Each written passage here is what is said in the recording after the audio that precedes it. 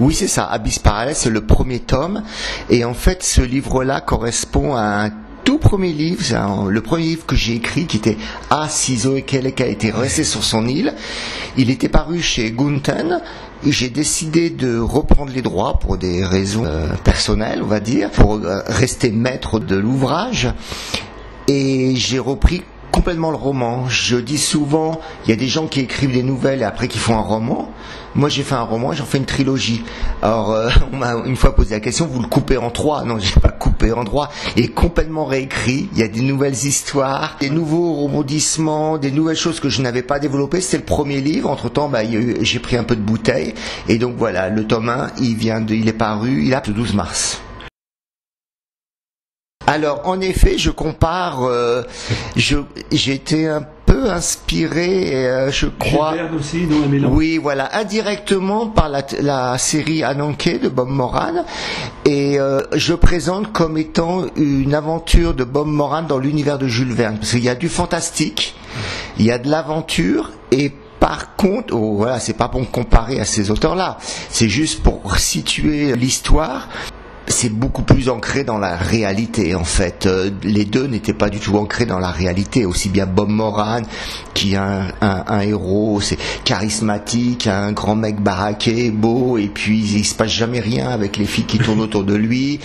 Bon, c'est pas trop, c'est tout platonique, même pas, c'est de l'amitié, ça semble, c'est pas trop réel ça. Et puis l'univers Jules Verne non plus. Donc en fait, j'essaie de faire des choses qui sont, on peut dire, ah oui, ça pourrait tout à fait exister. C'est comme ça que je le visualise. Donc autant mes deux polars sont très cinématographiques, là on peut imaginer une sorte de BD et c'est vraiment des scènes. Je découpe avec le logiciel sur lequel je travaille, je découpe en scènes cinématographiques. Et donc après je change de point de vue, je change de personnage, je change de différents d'univers. D'un chapitre, c'est assez bref. Je veux pas trop faire des développements qui durent à n'en plus finir. Alors, ah oui, tout à fait. Je suis parti, j'ai eu la chance de faire un tour du monde de la plongée en même temps. Donc je suis parti pendant 8 mois avec mon sac à dos, mon matériel de plongée. Donc c'est pour ça que Didier d'Orville est un peu mon alter ego fantasmé. Alors oui, c'est-à-dire, non, je les connais quoi. Vous les connaissez, ouais. Tout simplement. Donc je suis à Kuala Lumpur, la première grande aventure qui se passe à Kuala Lumpur. Je dormais chez un ami et un ami à lui était recherché par une triade. Voilà, j'ai vu ça, il m'a expliqué, je l'ai vu ce gars-là en effet. Et plus tard, je suis allé dans mon périple, je suis allé jusqu'en Micronésie.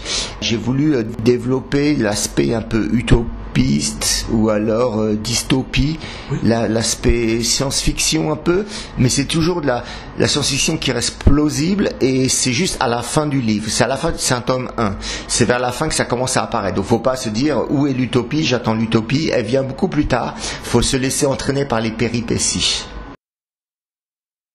Ouais, la 14K, la 14K existe. Je me suis beaucoup documenté là-dessus. Le chef s'appelle Broken Teeth, la dent cassée, et c'est vraiment une des grosses. C'est la deuxième plus grosse organisation triade.